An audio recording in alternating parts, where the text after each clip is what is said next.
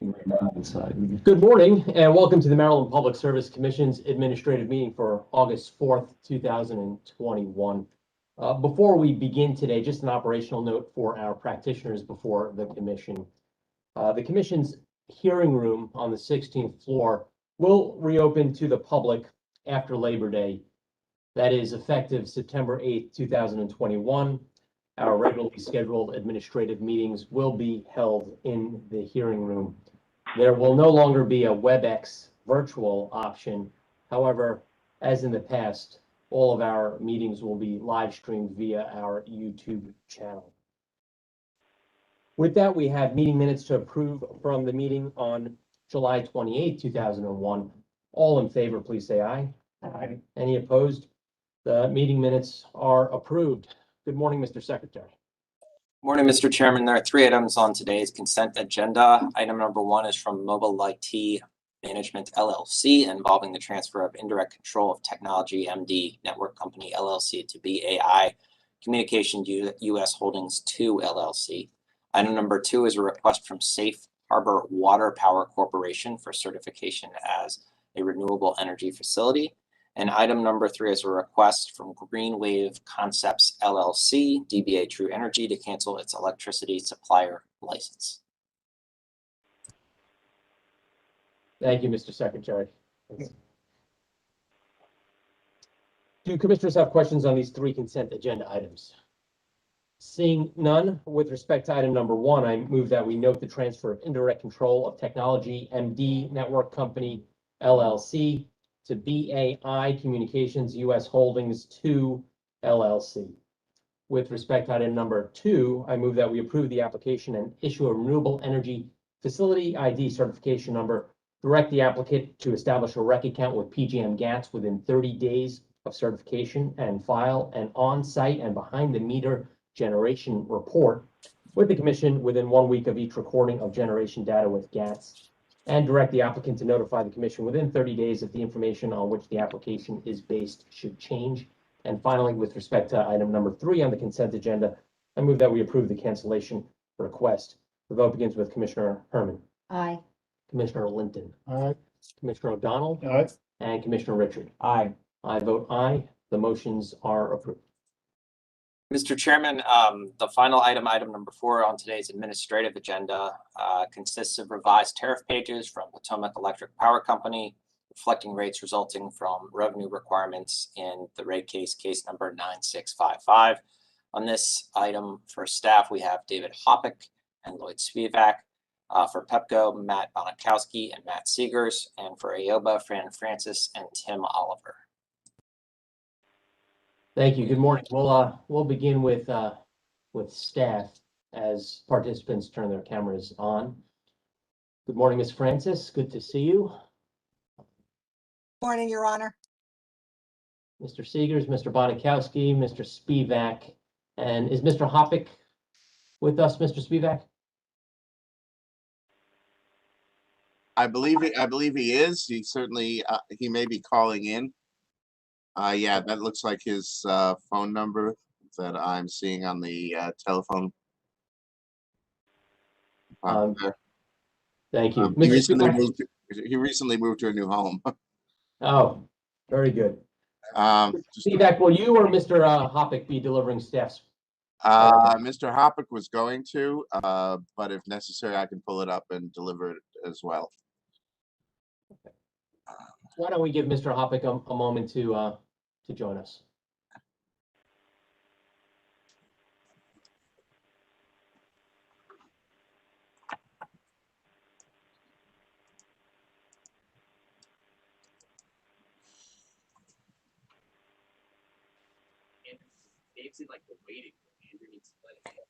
Okay. I've just been told Mr. McAuliffe stopped by and just told me that Mr. Hoppick is actually in the waiting room and needs to be led into the meeting here. Ah, very good. We'll get that arranged right now. Mr. Chairman, I do see Mr. Hoppick in the room now. There it is. Thank you. Good morning, Mr. Hoppick.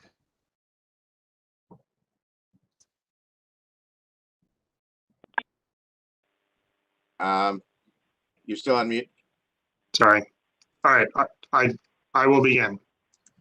Apologies again. Good morning, Chairman and Commissioners. David Hoppock on behalf of staff. On July 9th, 2021, Pepco filed revisions to its tariff to comply with order number 89868 in case number 9655. Staff submitted its bucksheet comments on July 28th, 2021, and Pepco submitted reply comments on August 2nd, 2021. AOBA filed reply comments on August 3rd, 2021. I will address the AOBA comments after addressing the Pepco comments. Staff has reviewed Pepco's distribution rate design and confirms that Pepco has complied with the Commission's requirements regarding adjusted billing determinants, revenue allocation, allocation between electric demand and volumetric rates, customer charges, and applying a 10% cap to effective BSA changes in rates. Additionally, inclusive of the tariff revisions included in Pepco's reply comments, staff agrees that Pepco's submitted tariff, other than staff's disagreement with Pepco regarding rider ERR offset values, complies with order number 89868. There are two remaining issues where staff and Pepco are not in full agreement. Schedule SSL rider ERR offsets and BSA monthly revenue per customer per month targets. Regarding BSA revenue per customer per month targets, staff's position is that revenue per customer targets should be based on approved distribution rates. In other words, the rates customers actually pay, or what distribution rates would be absent the effective BSA 10% rate cap for rate classes affected by the 10% cap.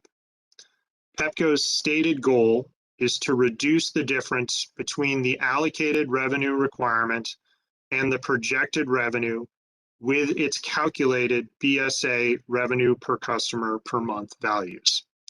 Staff notes that because of rounding, there's always a difference between what revenues utilities are projected to receive and the allocated revenue requirement. Pepco's method for calculating BSA revenue per customer per month values results, in some instances, in Pepco using different rates than the actual rates customers pay for service to calculate the BSA revenue per customer per month values. Pepco states that their method is consistent with all prior BSA revenue per customer per month calculation. Staff respectfully disagrees. In prior rate cases, revenue per customer per month targets were based on proposed rates customers pay, not rates adjusted to minimize rounding differences. Staff also believes its method is consistent with Pepco's rider BSA tariff, which states the normalized monthly test year revenue is defined as the average revenue per customer in the test year billing month corresponding to the current billing month at rates approved in the latest base rate proceeding, emphasizing the term rates approved in the latest base rate proceeding. Staff's method does exactly this, use the approved rates, whereas Pepco's method in some instances does not. Regarding Schedule SSL servicing streetlights, rider ERR offsets. Pepco states that it is amenable to staff's approach, but its approach is what it can implement now, and that implementing staff's recommendation would take about 1 month. Staff notes, as shown in Appendix B of its comments, that for some Schedule SSL fixtures, Pepco is not proposing any offsets. Staff posits that at a minimum, all fixtures with a rate year one rate increase should have at least some form of a rider ERR offset. PEPCO states that staff acknowledge PEPCO states that staff acknowledge PEPCO's method for calculating rider ERR schedule SSL offsets, and that no other party in case 9655 offered an alternative approach. Staff agrees that it did acknowledge PEPCO's method in witness Hoppeck's surrebuttal comments, but PEPCO fails to note that staff's rate design worksheets, which presented staff's full rate design, provided in Exhibit DH6 on direct and Exhibit DH6SR on surrebuttal, include rider ERR offsets for all schedule SSL rate increases by individual rate component and are functionally identical to staff's Appendix B in our Bucksheet comments. In other words, staff took the position in the rate case that is identical to the position staff is taking in these Bucksheet comments regarding rider ERR offsets. Staff recommends that the Commission accept PEPCO's tariff revisions, inclusive of its August 2nd, 2021 reply comments, which includes staff's proposed rider ERR offsets for all schedule SSL rate increases by rate component in rate year one, and direct PEPCO to file clean copies of its tariff. Additionally, staff recommends the Commission accept staff's monthly revenue per customer per month targets for the BSA as presented in Appendix C. Turning next to AOBA's reply comments. AOBA states that staff has made factually incorrect statements regarding bill impacts. Staff's method of presenting bill impacts is consistent with the method the Commission uses in order number 89868. Additionally, staff specifically acknowledges in footnote 4 in its Bucksheet comments that there is no bill impact due to the Commission authorized rate year one revenue requirement, and that rate year one rates change due to the effective BSA. Staff agrees that for multiple commercial classes, as shown in AOBA Attachment A, rate year one rates are increasing 10% net of rider ERR due to the effective BSA. This is consistent with paragraph 487 in order 89868. Which continues the BSA in this case and approves staff's recommended 10% cap on effective BSA rate adjustments. AOBA further states that PEPCO has presented 3 different measures of current revenues in its filing. Staff disagrees with this characterization.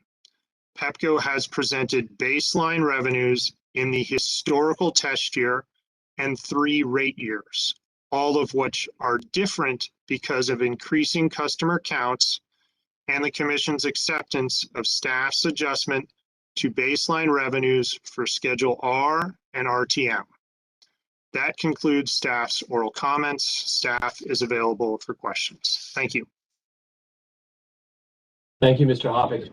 We'll turn to the representatives from PEPCO. Good morning, Mr. Chairman and Commissioners. Matthew Seeger is appearing for PEPCO. Also appearing with me today is Mr. Matthew Bonikowski, PEPCO's Manager of Rate Administration. I am going to turn it over to Mr. Bonikowski to respond to Mr. Hoppeck's oral presentation. As Mr. Hoppeck indicated, we did file responsive comments on August the 2nd. As regarding the AOBA comments, we don't have anything to add to Mr. Hoppeck's analysis other than simply to note that nowhere in AOBA's filing does AOBA claim that PEPCO's filing does not comply with the order. So with that, I'm going to turn it over to Mr. Bonikowski. Thank you. Good morning, Chairman and Commissioners. Matt Bonikowski appearing on behalf of Pepco. I just had a few brief comments. As Mr. Seegers noted, we have filed reply comments, and I'm not just going to reiterate everything that's stated in there, but I just wanted to provide some context around the BSA targets. What we're talking about here in the difference between Pepco's and staff's methodology amounts to how we round the rates that inform what those BSA targets are. Under Pepco's methodology, we are rounding only the final rate. So if you think about, there are really three components to the proposed rate. It's the current rate, plus the effective BSA, plus the incremental revenue requirement. Under our proposed method, we add all three of those together and we round only the final rate. Under staff's method, they would separately round rate changes related to the effective BSA and rate changes related to the incremental revenue requirement. Mathematically, if you're rounding more inputs, your output is going to be farther away from the target more often than not, and that's what we see here. We are talking about fairly small dollars. This is about a $50,000 difference over 3 years out of a $1.7 billion approved revenue requirement. These are very small dollars, but Pepco's approach is about 3 times closer to the commission approved revenue requirement than staff's approach. And for those reasons, we continue to believe that the BSA targets included in our original filing are appropriate and recommend commission approval. For rider ERR, as noted in our reply comments, we are amenable to staff's proposed modifications. I just wanted to highlight that we have done quite a bit of pre-work on this in anticipation of commission action on our compliance filing. We have configured rider ERR in our billing system so that we can put these rates into effect as quickly as possible following a commission decision. But in our billing system right now, we have built out the rates to reflect what we had proposed in the case. There was no directive, no commission statement in the order that we saw that directed a change from what Pepco had proposed for the rider ERR setup, and so we had established the SSL rate, SSL offsets consistent with what we had proposed in the case. We continue to believe that that's a reasonable approach, but certainly if the commission accepts staff's proposal, we can go ahead and implement that. It would just take, as witness Hoppeck, or as Mr. Hoppeck now noted, that would take about a month of additional work because we would need to make programming changes in our billing system and rerun our testing to make sure that everything's appearing correctly on customer bills. So those are the comments that I had, and with that, I'm available for any questions that you may have. Thank you, Mr. Bonikowski. I suspect commissioners may have questions, but we'll hear from Ms. Francis on behalf of AOBA first. Good morning. Good morning, Your Honor. In our filed comments, which were filed on August 2nd, as well as the minor corrections made on August 3rd, we did state that staff has repeated a couple of times in its book sheet that there is no bill impact based on Pepco's compliance filing. We do not believe that this is a correct statement. We believe it is misleading. We don't believe that this commission should approve the compliance filing based on the fact that there is no bill impact. We are not saying the commission cannot approve the compliance filing. We did not suggest that Pepco did anything wrong in its compliance filing, but the commission should not approve it based on the fact that there is no bill impact. As an example, just speaking about MGT customer classes, this commission authorized an increase for this class for rate year 1 of $3.76 million. Due to the EBSA adjustment with staff's 10% cap, the increase to that class that they will feel on their bill in terms of a bill impact is twice that, $7.4 million. Again, in regard to the GT class, this commission has authorized an increase in rate year 1 for that class of approximately $852,000. Which that amount was offset due to the Commission's determination in regard to the ERR rider. However, the EBSA adjustment with staff's 10% cap causes that class rates to increase by $1.7 million, 2 times what this commission authorized for that class.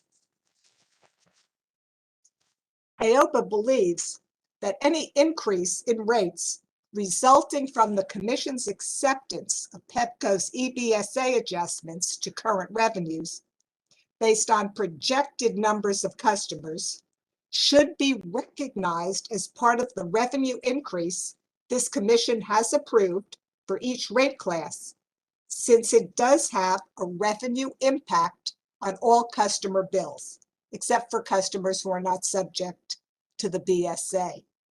We believe that, and I'm speaking for commercial customers need to know from the Commission, from the staff, that their electric bills will be impacted and will be impacted substantially.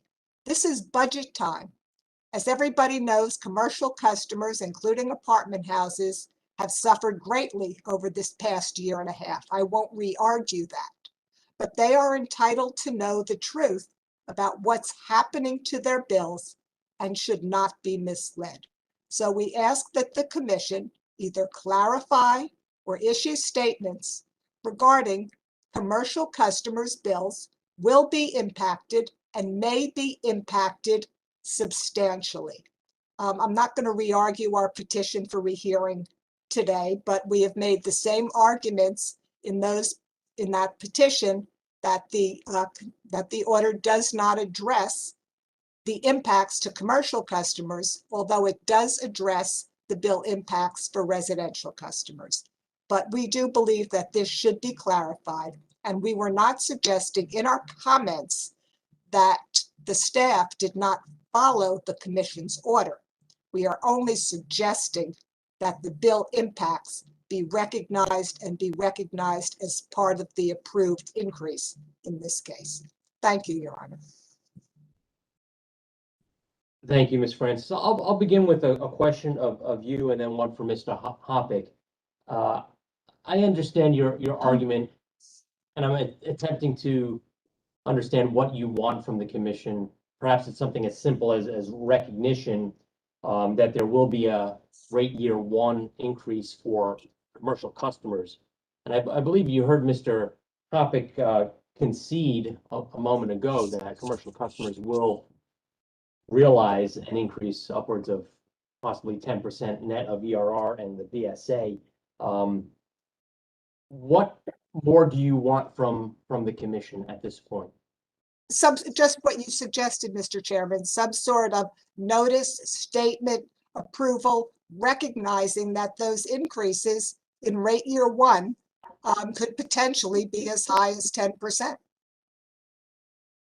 Is that like a clarification, whether it came in terms of a staff bug sheet, a clarification in regard to this Commission's order on the compliance rates, but just recognizing that so commercial customers can see what they are going to be exposed to. I mean, the commercial customers, including apartments, they need to communicate with their tenants, whether they're residential tenants or commercial tenants.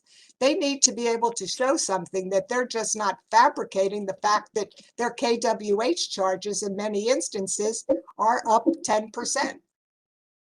And your position is that based on the order that we issued and the record that is not transparent, the fact that there's no rate increase. Granted, we did not issue a press release on this case, noting, for instance, that for residential ratepayers, there would be effectively a 2-year, I don't want to use the word freeze, but their rates would be unchanged for 2 years. The Commission's not in a position to issue that type of proclamation, and I don't get the sense that that is what you're asking for either. But based on this discussion today and based on the order that we issued at the end of June, Your position remains that we have not been transparent that commercial and industrial customers will be exposed to a rate increase? That's correct, Your Honor. And with that, and with any of the amounts that would be attached to it. There were no amounts attached in the commission's order, and there are no amounts. Well, yes, Mr. Hoppick did recognize there'd be a bill impact. I don't think that commercial customers, based on what I've seen, are aware that as of the beginning of July, their kilowatt hour charges have gone up 10% that are not offset. Ms. Francis, as you noted, the invoices and Pepco bills for those customers have been and are going out daily throughout the month. I'm not trying to be cute here, but they will see their bills and they will recognize that there has been an increase effective June 28th. Is that not true? Yes, clearly, and many of them are going to be surprised. Although we are trying to tell our members, we don't cover all buildings in Maryland, obviously. However, they do need to be able to show tenants that they're not fabricating this, that their charges are up in face of statements that are issued in the order and in the buck sheet that says there is no bill impact. There is a bill impact, and we would like that clarified and recognized in writing. I don't presume to tell the commission where or how to do it. That is the effect on commercial customers' bills. Thank you, Ms. Francis. You are an advocate for your class of customers. I grant you that. Before moving on to other questions, I'll open this up to my colleagues on this point so we stay on the same issue if my colleagues have questions on your argument. Commissioner Linton. Thank you, Mr. Chairman. I actually wanted to follow up on that point. Is there concern that the offset, the tax-based offset is hiding the increase in some way? I mean, Well, if the commercial customers are receiving their bills, they would have information to show that there has been an increase for whatever their particular usage is for their particular account. So why aren't they noticing that already? Okay.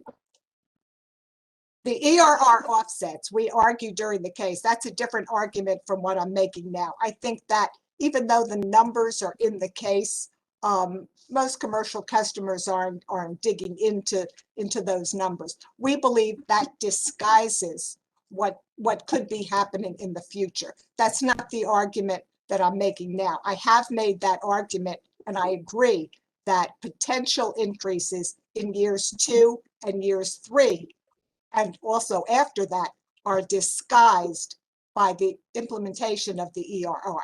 However, the argument I'm making now is of more immediate concern. The argument that I'm making now is there is nothing in writing that a commercial customer can see and say, my bill is going to be impacted.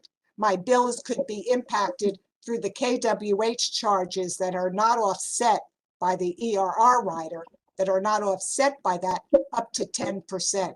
And that's only due to the fact that Mr. Hoppick had a 10% cap approved. Otherwise, those would be substantially higher. So we believe that commercial customers need to see some clarification issued that their bills will be impacted, not told that they won't be bill impacted. So what would a commercial customer normally use to show this information to a tenant or client or someone else? Well, in normal times, okay, I'm not going to speak about COVID times. In normal times, companies, when they were collecting rent, many commercial customers had pass-through expenses. So they would have to show whether it's taxes or water bill, electric bill, gas bill, they would have to show their tenants what was increased due to last year so that they could be able to collect it in some sort of surcharge. Just as an example, in my old office building, come March every year, we would have to be shown documentation that showed what the Pepco increases were and what the tax increases, et cetera, and then we would be subject to a surcharge. But every building does it differently. But as everybody might expect, during normal times, utility costs are covered in rent. And many times tenants ask to see what's happening, where are these charges? And I think putting out information saying there's no bill impact, but now the landlord or the property owner may have to go to tenants and say, look, these are my bills, and try to show what happened. Please remember that this is budget time now, and this is budget time for making adjustments to end of year budgets, 6-month end of year budgets, as well as 2022 budgets. Rents are set based on budgets. And if information is coming out that says there's no bill impact, my fear is that people will budget no bill impact, which of course is untrue. Now, while I try to educate my members, I do the best I can. I can't always get to everybody, and every building is affected differently. So I think it would be helpful if this commission would issue a statement or clarification in any order approving compliance rates that commercial customers will see a bill impact, and those bill impacts could be up to 10%. Okay, thank you. Thank you, Mr. Chair. Thank you. Commissioner O'Donnell. Yeah. Mr. Hoppig, let me hear you respond first before I ask my question, if you would. Yes, please. Thank you. I would ask that commissioners turn to Appendix A in staff's comments. So this appendix shows tables of the current and proposed distribution rates, and for everything other than Schedule SSL. So all of the commercial classes Ms. Francis was referring to. And how I present the tables, I specifically show current rates, rate year one rates, and then just below that, the ERR offset.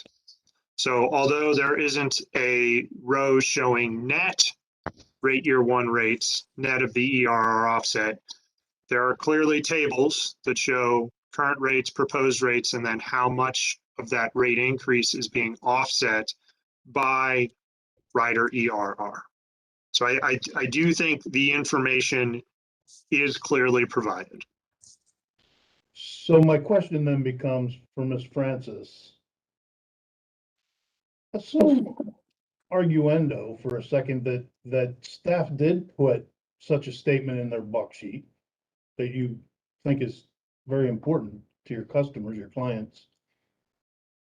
Would your clients then take that buck sheet and show it in this esoteric document that's, very few people understand, let's be real about this, and show it to their tenants and say, this is why our electric bill is going up? You're Go ahead. I can't speak for what every single building or property owner would do. However, I feel there would be less misleading information if it was someplace in writing, whether it was in the commission order, whether it was in the commission order on the compliance sheet, whether it was in the buck sheet, something. And yes, Mr. Hoppig did provide these rates, and someone who wanted to sit down and try to decipher it and figure out what the extra increase would be. We tried to put a schedule together that will be helpful for our members, showing what the increases will be. We furnished that to the commission in attachment A. We will be showing that to our members. We think it's a little bit easier to understand than the more complicated sheet that Mr. Hoppig put together. But yes, we like to look at something in writing that we can show tenants, that we can base budgets on going forward. I mean, every building is run differently, so I can't speak for all buildings how they're run, but we believe that the statements in words don't necessarily support the numbers that we see on paper. So I guess I appreciate that a little bit, but here's what I'm wrestling with. A rate case, as complicated as this one was, with as with all of its frailties, is very, very complicated with a lot of moving parts and a lot of information and, you know, thousands of pages of input. But we don't boil all that down to a statement necessarily in all aspects. What is more dispositive than the bill itself? You don't say we're not in compliance with or Pepco's not in compliance with the order. You just want a statement. Well, what is more dispositive than the bill itself? Your Honor, yes, I agree, the bill is. However, it takes a while. You're going to get your first bill, and it's going to take a while after a couple of bills to see what's forthcoming. And we believe that the statements that have been issued, whether in the order or the compliance filing, are somewhat conflicting with what they're going to see in the bills. I didn't approach this as I was asking for a lot. I was just asking for the commission to recognize, or the staff to recognize in words, in a notice, on its website, that what the numbers actually show are bill impacts. And You not want a press release. something on the commission statement. I am not asking anything for any specific document. And But yes, Mr. Hoppig maintains the information's there, as are thousands of other data input into the rate case. It's even in the buck sheet in Appendix A.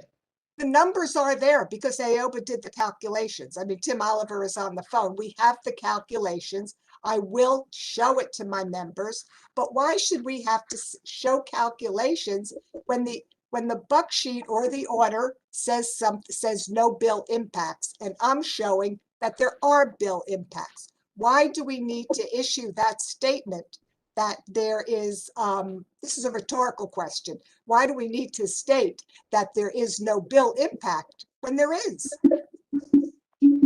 Thank you, Mr. Chairman. Any additional questions on this topic? So, actually, Mr. Hoppig, what's wrong with Pepco's rounding process? Yeah, so regarding the BSA revenue per customer per month targets, I would agree with witness Bonikowski's characterization that in their calculation of revenue per customer per month, they did rounding essentially once. Where I have an issue and staff has an issue is this is not how rates are set in the rate case for the rates that will be paid by customers. So in Pepco's worksheets, and this is consistent with how staff did it in its worksheets, there's a rounding of the effective BSA change to the rate. And then there's a rounding of the final rate after applying the revenue requirement. So Pepco has essentially removed one step of that rounding in calculating the revenue per customer per month targets, which in some cases leads to a slightly different rate than the tariffed rate being used to calculate the revenue per customer per month target. And so our position is that you should use the tariff rate, or what would be the tariff rate for the classes affected by the 10% cap, to calculate the revenue per customer per month targets. Okay, thank you. Commissioner O'Donnell? Thank you. Let me follow up with staff on my line of questioning of Ms. Francis. Is there a way to solve the issue of saying no bill impact in the buck sheet process? Are we beyond that? Is it beyond the Appendix A evidence? That's probably pretty clear. Is there, well, let me ask it this way. Why do we say no bill impact? So I used the same method the commission used in its order regarding bill impacts. So the bill impact can be calculated versus the current rate or the current rate net of the effective BSA. And the bill impact, for example, in table, got it written down somewhere. I think it's table 1. It's early in the order. Yeah, it's table 1, page 3 in the order, says that there's no bill impact from rate year 1. So I use that same method. You can use a bill impact that is versus current rates.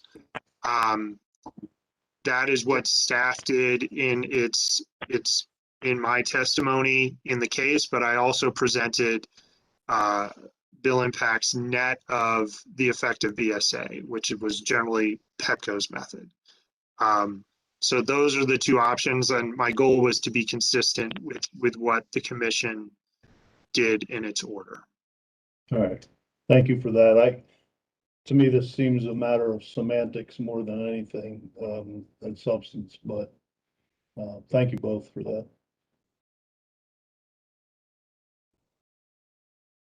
Thank you. If we could just go back to rounding for one moment. I did find witness Bonikowski's explanation very, very clear as to why we should not round 3 times and just round once. And I believe that Mr. Hoppeck, do you concede that Pepco's methodology does get us closer to the actual amount that we should be collecting in rates? And I recognize that in the whole scheme of things, I forgot if it was Mr. Hoppeck or Mr. Bonikowski, we're talking about $50,000 on a much larger rate case here. Is there a reason? I apologize. No, Mr. Hoppeck, sorry, please. Okay. So witness Bonikowski's math that he shows in his reply comments that have a smaller delta between the amount allocated to each class and the projected amount for the revenue per customer per month targets. I agree with his math. So it does tend to get you a little closer to the specific allocated amount. You know, I would note a couple things. You're always going to be different, and you always are different because of rounding. And you know, we think the tariff itself for rider BSA is pretty clear, saying that this needs to be based on approved rates, and which our method is. And then it also provides a consistency in terms of how you calculate rates and how you calculate the revenue per customer per month targets. But witness Bonikowski is correct. There's less of a rounding error if you use it his way. But again, that's not the way we calculate rates. And staff's position is it should be based on the approved distribution rates. Thank you, Mr. Hoppeck. Both very good and very compelling arguments from both the Pepco witness and the staff witness. Again, this is a relatively minor amount, a rounding error in the entire scheme of things. I will be supporting staff's position as it's more consistent with our overall practice, although recognizing that Mr. Bonikowski's argument is technically more accurate in terms of allocation of dollars. I have no further questions. Are there any additional questions? Seeing none, I would move that we accept the tariff revisions for filing as revised by staff in its comments dated July 28, 2021, and direct Pepco to file clean copies of the revised tariff pages effective for service on and after June 28, 2021. The vote begins with Commissioner Herman.